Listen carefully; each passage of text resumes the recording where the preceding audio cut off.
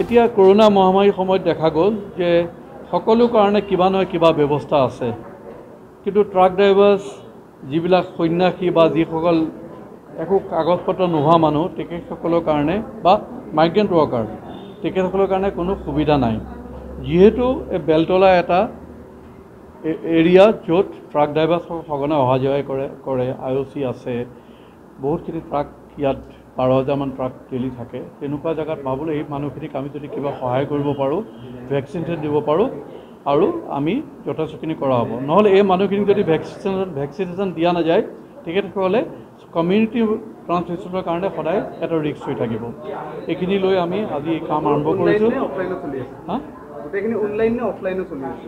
নাই, এইখিনি অফলাইনে চলি আছে আমাৰ এতিয়া। যিখিনি মানুহ আহিছে তেখেতসকলে অনলাইন ৰেজিষ্ট্ৰেশ্যন নাই আৰু এতিয়া 45 বছৰৰ ওপৰত আছে। আৰু আমি ভাবোঁ যে অনতি পলমে আমি গভৰ্ণমেণ্টৰ লগত কথা পাতি স্বাস্থ্য বিভাগৰ ওচৰত আমি কৃতজ্ঞ। Don't forget to like, share and subscribe to East Mojo. For any queries, put them down in the comments section below and press on the bell icon for notifications.